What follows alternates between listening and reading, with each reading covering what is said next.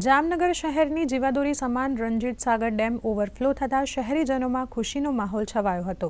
વરસાદના જ પ્રથમ રાઉન્ડમાં ડેમ છલકાતા જામનગર શહેરને આગામી 1 વર્ષ માટે પીવાના પાણીની સમસ્યા દૂર થઈ છે।